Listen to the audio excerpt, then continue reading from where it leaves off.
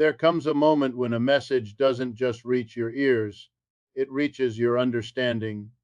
Chosen one, this message will find you, isn't about destiny. It's about awareness. It's about the moment you stop waiting for validation and start recognizing how deeply the system has trained you to doubt yourself. In Richard D. Wolff's style, this speech speaks to the individual as a structural rebel, someone who awakens, withdraws, and begins to rebuild power from within. Awakening is not a poetic event. It is not a surge of inspiration or an emotional climax. It is the slow recognition that what you mistook for personal weakness was, in fact, structural design. The world you were born into was already arranged with hierarchies, with illusions of choice, with systems that reward obedience more than clarity. You were conditioned to measure your worth against metrics that have nothing to do with your humanity. Awakening begins when you start seeing that what feels like your fault is often the outcome of an engineered framework built to keep you uncertain, exhausted, and compliant. You were taught to interpret your struggles as private failures, to internalize the chaos of an external system. When you can't keep up with the pace of production, you blame your discipline. When you can't afford rest, you question your ambition.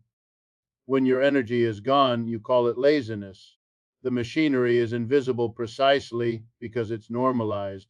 The structure thrives when you personalize its consequences.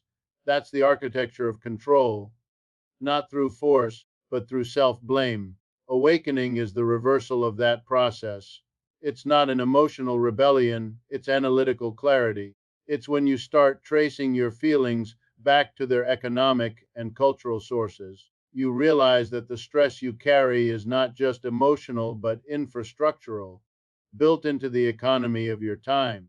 You understand that the anxiety that haunts you isn't an accident, it's the byproduct of systems that profit from your constant performance. That's why awakening feels lonely at first, because once you see the structure, you can't unsee it. The language of motivation changes. The promises of progress sound hollow. The myths of merit start to dissolve. You begin to see how sentimentality was used as a distraction, how emotions like guilt, hope, and pride were repurposed to keep you compliant. You were told to stay positive, to manifest, to grind, to be grateful, to trust the process. But the process was never designed for your liberation, it was designed for your participation. The sentimental story of success hides the structural reality of extraction. Awakening means learning to differentiate between what is personal and what is systemic, and then reorganizing your energy accordingly. This doesn't make you cynical, it makes you clear. You stop confusing comfort with progress. You stop chasing applause from systems that depend on your conformity. You stop interpreting exhaustion as evidence of worth.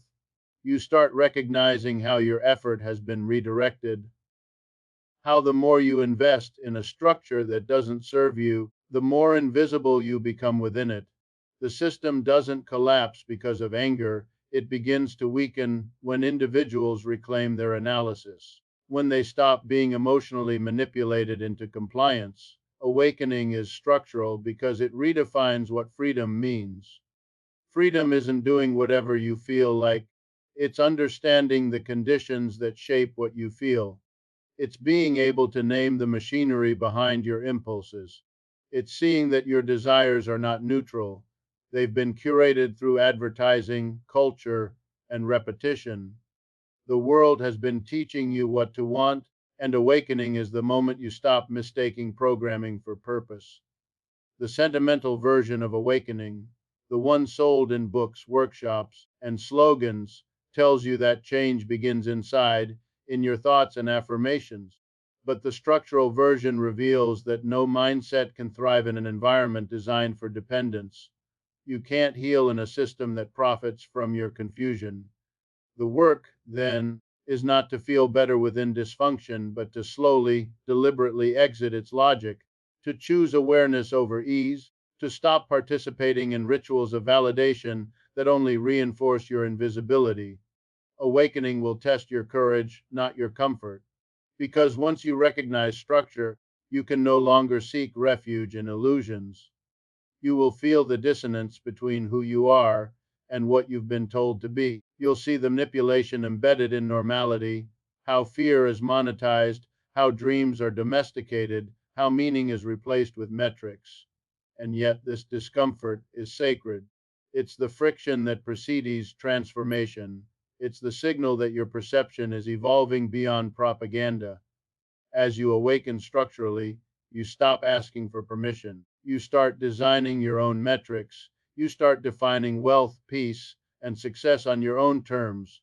You withdraw your energy from institutions that extract without reciprocation. You build quiet systems of autonomy, small, deliberate acts of reclamation, a budget that reflects your values, a routine that resists distraction, a circle that honors truth over convenience. These are not sentimental gestures, they are strategic ones. The sentimental story ends with inspiration. The structural story begins with reconstruction, because awareness, once gained, demands architecture, new habits, new systems, new ways of relating to time, money, and meaning. Awakening is not a mood, it's a map. It guides you from reaction to design, from confusion to coherence, from dependency to authorship. When you awaken structurally, you stop seeking salvation in symbols. You no longer need to be rescued, you begin to reorganize. The world still looks the same, but your participation in it changes. You start to see every demand for your attention as an act of negotiation. Every purchase, every opinion, every emotion becomes an arena of choice. You are no longer a passive recipient of the structure.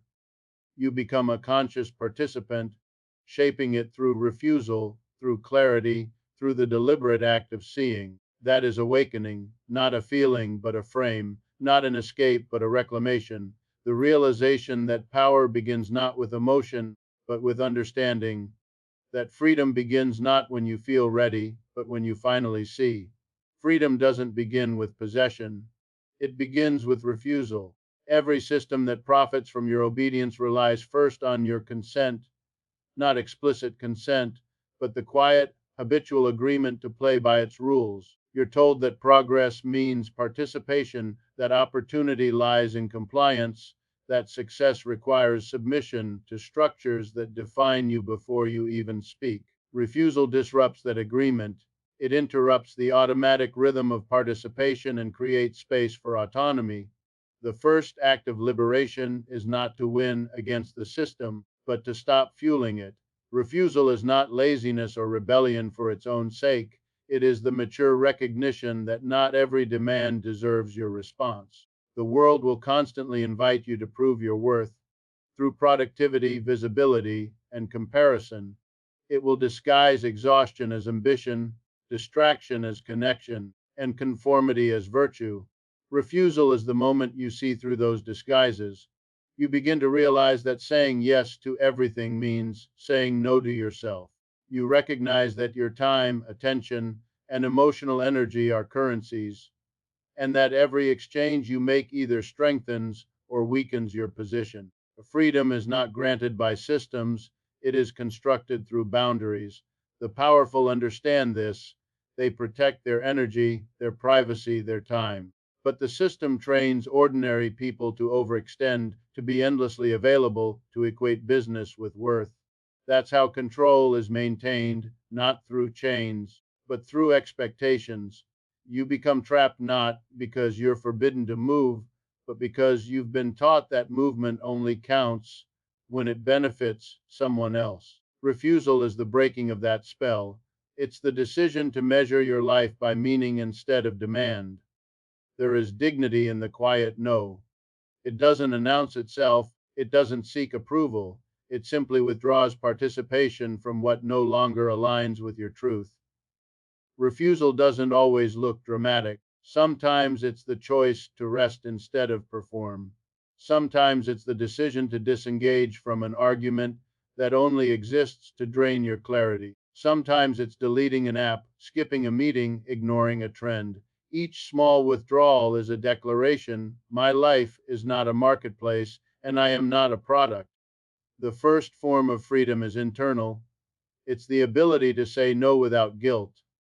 That's where structural awareness becomes personal power. You begin to recognize that guilt has been engineered to keep you compliant. You were taught that refusal is selfish, that rest is indulgent, that boundaries are arrogance. But these are distortions designed to keep you producing value for others. The moment you understand that, your guilt begins to lose its authority. You start to see how morality has been weaponized against autonomy. The system's survival depends on your inability to refuse. Refusal, therefore, is not destruction, it's preservation. It's how you protect the clarity necessary to create something real. When you stop scattering your attention across meaningless obligations, you reclaim the capacity to think, to design, to act with intention. That's why every revolution begins in the mind long before it reaches the streets. It starts with people deciding not to participate in their own diminishment, not to perform gratitude for conditions that exploit them, not to confuse silence with peace. There will always be a cost to refusal. Systems do not reward clarity, they punish it.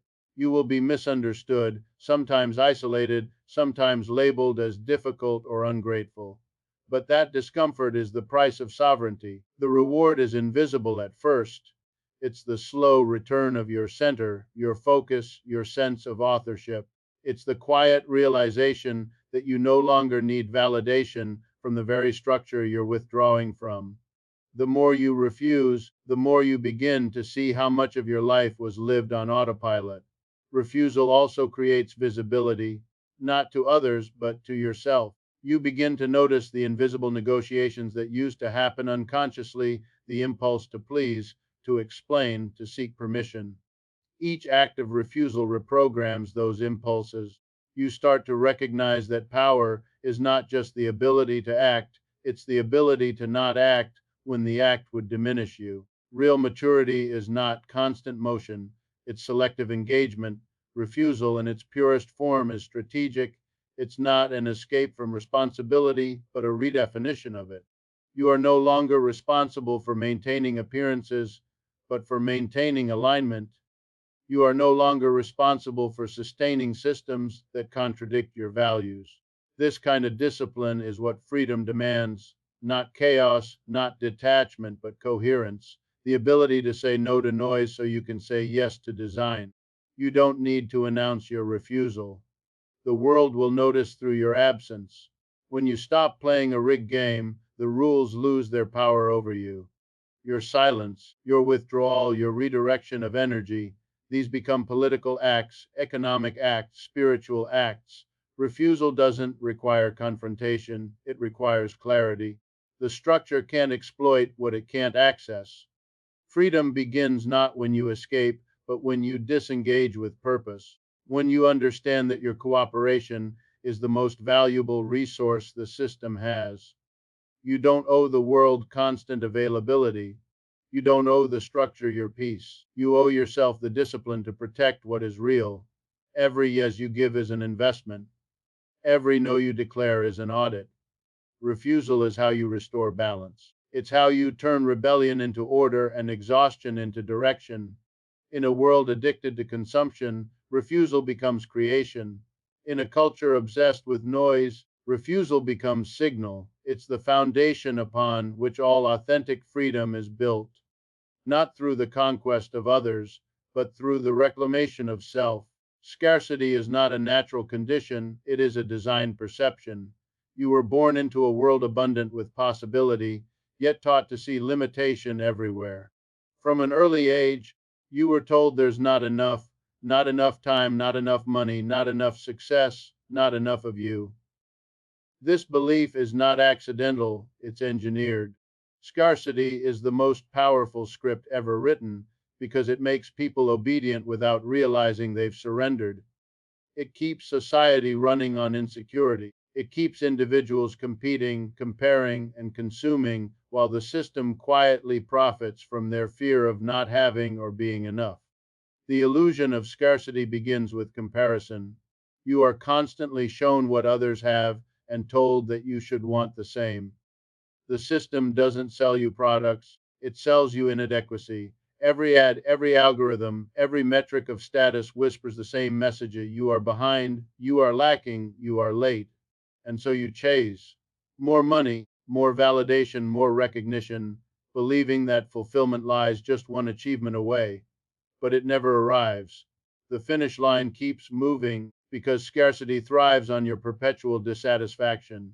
Scarcity works not only through material shortage, but through emotional manipulation. You learn to see relationships, attention, and even self worth as limited resources. Love becomes a transaction, time becomes a race, creativity becomes competition. Every interaction starts to feel like a negotiation for survival. The structure depends on that mindset because a society convinced of its own insufficiency will never rebel. It will stay busy, anxious, and divided. Scarcity fragments people. It keeps them too distracted to notice the architecture of control that created the anxiety in the first place. To see scarcity as a script is to realize it's not truth, its narrative. It's the language of capitalism, the psychology of markets disguised as human nature. When you begin to analyze it, you notice how artificial it is. There's enough food in the world to feed everyone, yet people starve. There's enough wealth to end poverty, yet inequality expands. There's enough knowledge to empower communities, yet misinformation dominates. Scarcity is not about the lack of resources, it's about the concentration of access.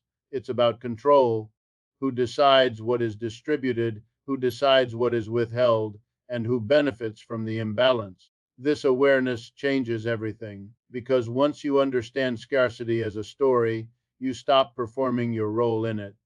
You stop measuring your worth by comparison. You stop treating your time as a debt to the system.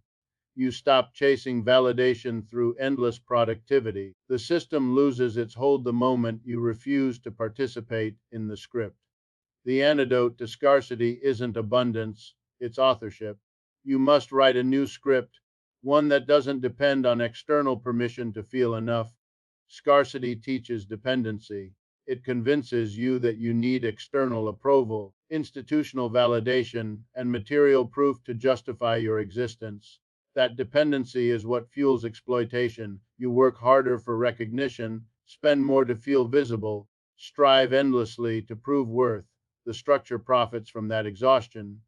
But once you recognize that dependency is designed, you can begin to dismantle it. You can start building a life measured not by accumulation, but by alignment, not by comparison, but by coherence. Freedom from scarcity doesn't mean rejecting ambition, it means redefining it. It means pursuing goals that expand capacity rather than consumption. It means creating not to compete, but to contribute.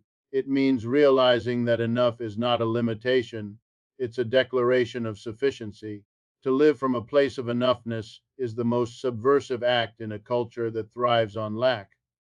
Because when you no longer chase what others define as success, you become ungovernable by the system's emotional economy.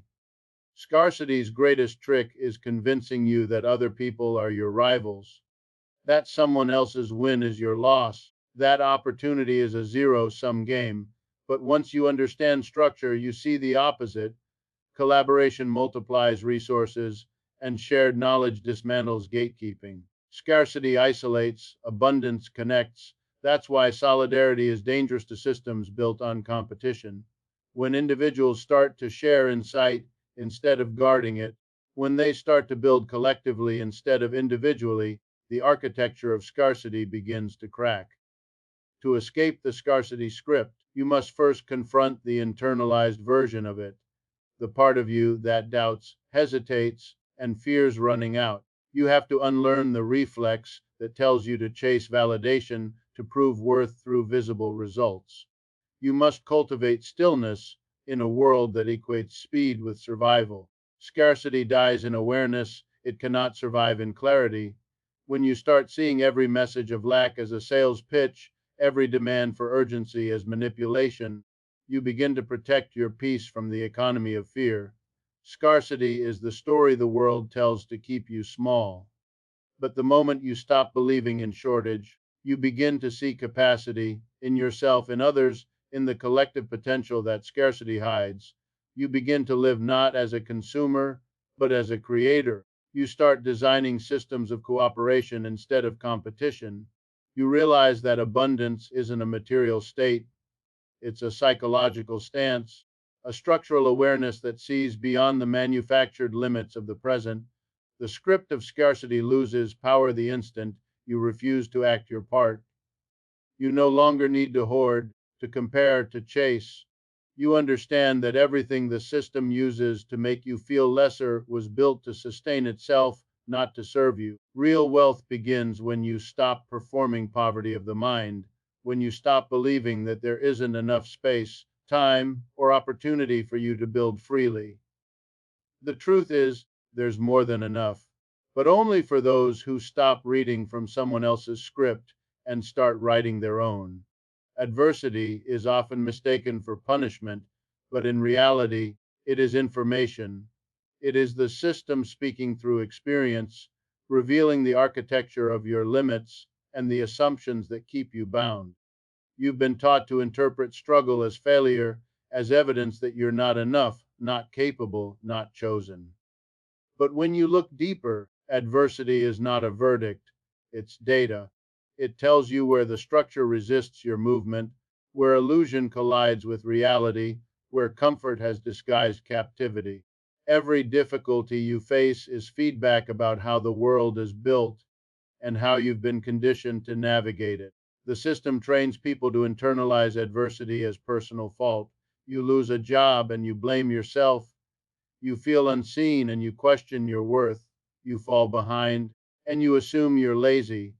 The narrative of individual failure hides the truth of structural imbalance.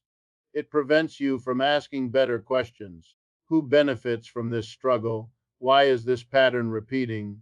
What design made this outcome likely? When you begin to see adversity as a teacher rather than a punishment, the focus shifts from shame to strategy. Instead of collapsing, you start analyzing. Instead of reacting, you start decoding. This is what separates awareness from reaction. Reaction keeps you trapped in emotion. Awareness transforms emotion into intelligence.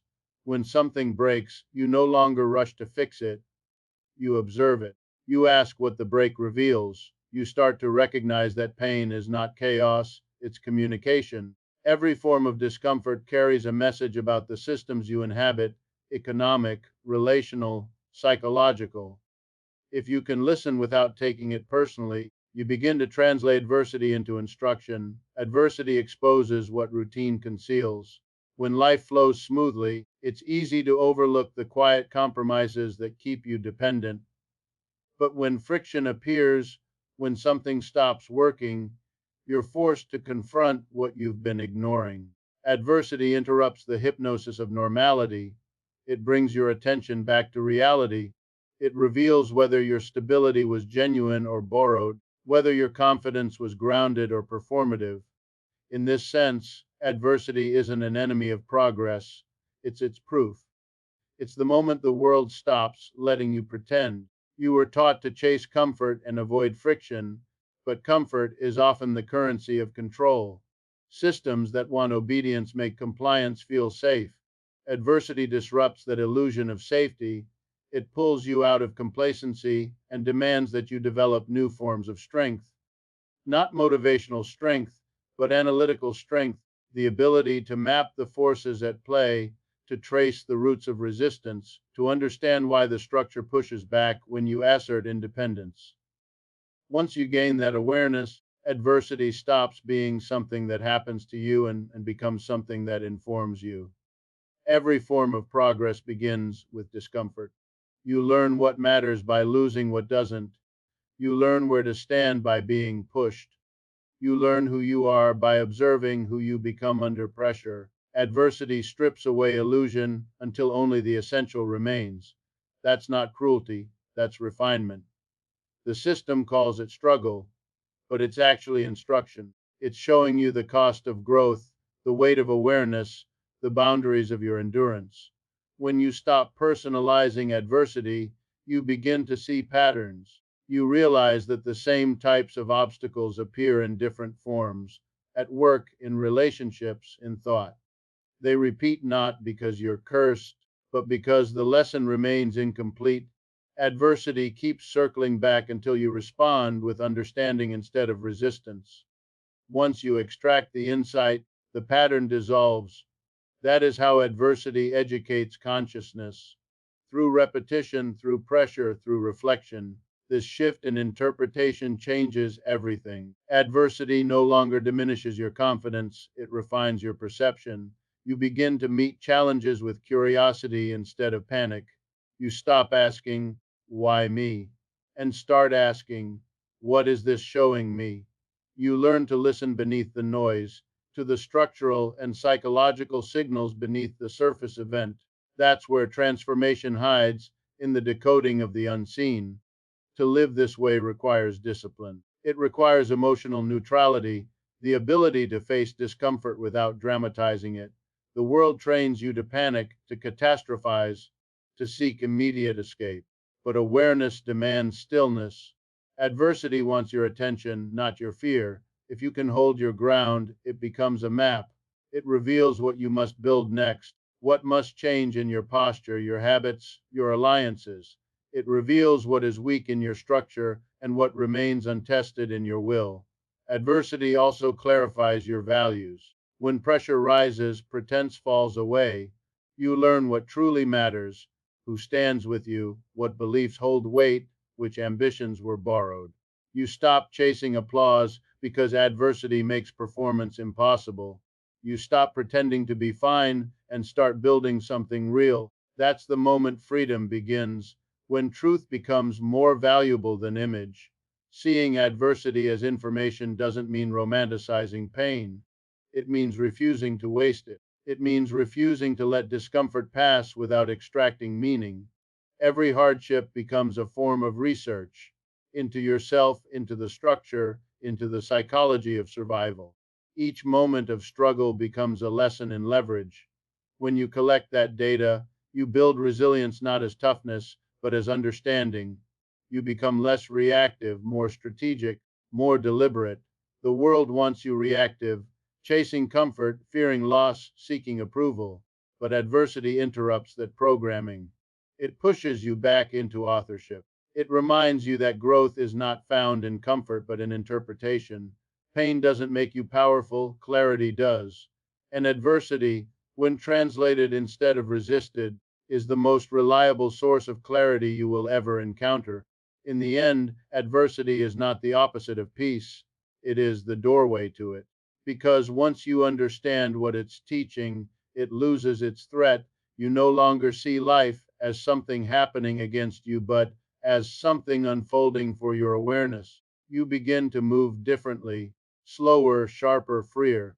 You realize that the world is not punishing you, it's instructing you. And when you start treating every challenge as information, you stop being a victim of circumstance and become a student of structure. That is when life begins to align with understanding, and understanding becomes the highest form of power. Rebellion has been misunderstood. The world imagines it as loud, chaotic, and defiant crowds, slogans, confrontation. But the rebellion that truly reshapes systems begins in silence. Quiet rebellion is not the absence of action, it's the presence of discipline. It's the decision to act with strategy rather than spectacle, to build rather than react. The system expects outrage because outrage is predictable, and predictable behavior is easy to control. What it cannot anticipate, what it fears most, is calm defiance, sustained clarity, and invisible organization. Quiet rebellion is how structure is reclaimed. Every empire, every institution of control depends on emotional reaction. It survives on distraction and exhaustion. It needs you to respond impulsively, to seek validation from the very structure you oppose. But when you detach from that loop, when you refuse to perform your resistance for approval, something remarkable happens. You begin to build. Quiet rebellion is not about noise, it's about foundation. It's the slow creation of systems that make the old order irrelevant. The loudest protest is temporary, the quiet architect endures. Quiet rebellion begins with self governance. You start to organize your own mind before trying to organize the world. You discipline your thoughts, your consumption, your reactions. You refuse to let your energy be dictated by the headlines, the algorithms, or the expectations of others. You learn to create in silence, to think without broadcasting, to plan without seeking applause. In a culture addicted to visibility, invisibility becomes strategy. You don't need the world to know your moves, you only need to make them. Structure doesn't emerge from chaos, it emerges from consistency. The system wants rebellion to be emotional because emotional resistance burns fast. It wants anger without analysis, passion without plan. Quiet rebellion reverses that formula. It studies before it strikes, it observes patterns, maps incentives, understands power. It knows that true change isn't just in breaking systems, but in replacing them with better ones. You can't dismantle a structure while depending on it for identity. So you learn to withdraw economically, mentally, socially from systems that thrive on your participation. Quiet rebellion is how real power is cultivated. It's in the worker who learns the mechanisms of finance so exploitation can no longer confuse them. It's in the creator who builds without algorithmic approval. It's in the thinker who stops arguing and starts designing alternatives. These are not acts of surrender, they're acts of sovereignty. Every quiet refusal, every deliberate redirection of effort is a brick in a new foundation. The revolution doesn't begin when the crowd shouts, it begins when the individual stops complying. To rebel quietly is to act without spectacle. It's to understand that visibility is not the same as impact. The system teaches you to chase exposure, to equate attention with power, but power that depends on recognition is still permission based. Quiet rebellion doesn't ask for that permission. It creates its own rhythm, its own economy, its own audience, sometimes even its own language. It builds slowly, away from the noise, until one day it's too complete to be ignored. That's how real shifts happen, gradually beneath awareness, through a thousand unglamorous decisions made in solitude. Quiet rebellion also redefines success. It's not about defeating the system on its own terms, but about exiting its logic altogether. It's about moving from performance to position. Instead of fighting for validation, you build leverage. Instead of demanding inclusion, you create independence. That's why quiet rebels often look calm while the world burns, because they understand that rage without direction strengthens the very structures it seeks to destroy. They know that every emotional reaction spent on noise is energy stolen from construction. The quiet rebel's weapon is design. While others fight for recognition, they build frameworks for autonomy. They understand that rebellion must evolve from reaction into architecture. Emotional rebellion destroys, structural rebellion replaces. It asks harder questions. How do we feed ourselves without dependence? How do we educate ourselves without indoctrination? How do we sustain truth in a marketplace of attention? These are not romantic questions, they are structural ones, and the answers are never found in noise. They are built brick by brick in quiet. Silence is not passivity, it is power under control. The system interprets silence as weakness because it cannot measure what it cannot monitor.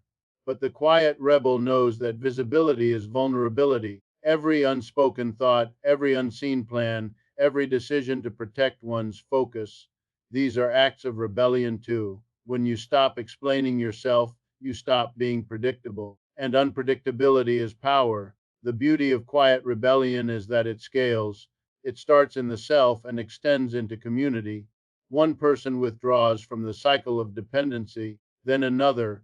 One chooses truth over convenience, another follows. Soon, what began as silence becomes structure, a network of individuals living by their own standards. This is how empires erode, not through one dramatic overthrow, but through millions of small, deliberate withdrawals of consent. A quiet rebellion doesn't crave applause because it understands time. It knows that lasting change is not measured in moments but in maintenance. It's not about being seen, it's about being sustained. It's not about destruction, it's about replacement. It's the decision to build slowly, intentionally, until the structure of independence stands taller than the architecture of control. So when you feel powerless in the face of chaos, remember your silence, your discipline, your refusal to perform. These are not signs of disengagement, they are the seeds of structure. Every quiet act of clarity is rebellion in its highest form, and from that quiet, the future is built, not loudly, but permanently. Power begins the moment you stop waiting to be chosen. The world trains you to seek permission, to look outward for recognition, validation, or authority before you move. From childhood, you are conditioned to perform for approval, to treat worth as something granted by others. But the truth is simple: no one is coming to choose you. No institution, no person, no system can assign you the right to live fully. Choosing yourself is not arrogance, it's liberation. It is the act of stepping out of the waiting line and building your own door. Every structure that governs modern life is built on dependency. You are taught to believe that power flows downward, from employers, from experts, from authority. You're told to wait your turn, to prove your value, to earn your space. This dependency ensures obedience. It keeps you in cycles of auditioning for roles in other people's stories. Choosing yourself interrupts that cycle. It means you stop asking what's allowed and start asking what's possible. It means you stop trying to fit into systems designed to shrink you and begin constructing the framework that fits your truth. The moment you choose yourself, the world becomes quieter, not because it supports you, but because it no longer dictates your direction. You begin to notice how much of your life has been built around expectation. You see how often you've said yes out of fear, how many dreams you've delayed waiting for perfect timing or external approval. Choosing yourself dismantles that illusion of permission. It replaces it with authorship. You stop performing and start designing. You stop asking for entry and begin building position. This act of self election is the foundation of structural freedom, because until you choose yourself, every achievement is still dependent. You can succeed, but you'll remain uncertain, constantly scanning for applause to confirm that your success counts. When you choose yourself, that dependency dissolves. You become the standard. You decide what progress looks like, what success feels like, what enough means. You're no longer negotiating your worth with systems that profit from your self doubt. Choosing yourself doesn't mean isolation, it means autonomy. It doesn't reject connection, it redefines it. You begin to form relationships rooted in choice, not in need. You stop chasing belonging in spaces that require you to shrink. You stop negotiating authenticity for acceptance. The system depends on people who doubt their own authority. It collapses when individuals act from self ownership. That's why choosing yourself feels disruptive, because it is. It shifts the balance of power away from institutions and back to individuals. There's a quiet rebellion in self choice. It's not loud or dramatic, it's a posture. It's the calm decision to move without waiting for consensus.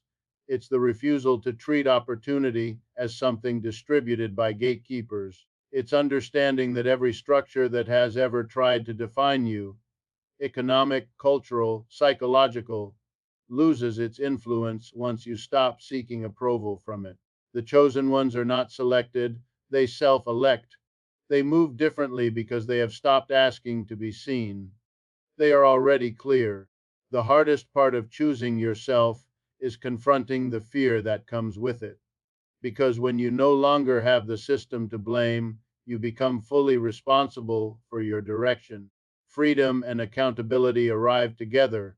You can no longer hide behind the excuse of being unchosen. You have to build, decide, and commit without applause. That's where true power lies, in the willingness to be misunderstood while staying loyal to your own standard. Choosing yourself requires detachment from the external scoreboard. The world will try to measure your worth in visibility, money, status, and influence, but those are borrowed currencies. They fluctuate with perception. Real power is internal equity, the steady confidence that you can rebuild regardless of circumstance. When you operate from that place, You stop chasing access and start creating leverage. You no longer react to rejection because you've stopped viewing it as loss. What you don't receive is often protection. What doesn't open wasn't aligned. This mindset transforms your relationship with effort. You stop hustling for acceptance and start investing in mastery. You stop asking, will they like it? And start asking, does this reflect my truth? That shift from audience to authorship changes everything. When you choose yourself, your energy stops leaking into doubt. It becomes focused, deliberate, architectural. You start to build things that last because they come from conviction, not approval. Choosing yourself also rewrites your understanding of worth. You realize that self respect is the highest currency and that it compounds quietly through every decision that honors your standard. You stop negotiating with environments that drain your clarity. You start aligning your choices with your values instead of your fears. The world begins to mirror that confidence. Opportunities appear not because they were given, but because you created the conditions for them. This choice is not made once, it's practiced daily. You will be tempted to defer again, to seek validation, to wait for timing, to ask for signs. But every day you choose yourself again, you strengthen the structure of your autonomy. Every time you act without permission, you train your mind to trust itself. Freedom becomes not a goal, but a rhythm. The world's most powerful people are not those with privilege, but those who no longer negotiate their agency. They understand that self trust is infrastructure, that no system can fully control a person who has stopped outsourcing their worth. Choosing yourself is not an emotional affirmation, it's a structural act. It's how you withdraw from dependency, reclaim your time, and build a life organized around sovereignty instead of scarcity. When you finally make that choice, everything changes. The waiting ends, the noise fades. You stop trying to be discovered and start becoming undeniable. You move from proving to building, from hoping to executing, from being chosen to choosing. That's the quiet revolution, the moment you become both the architect and the authority of your own life.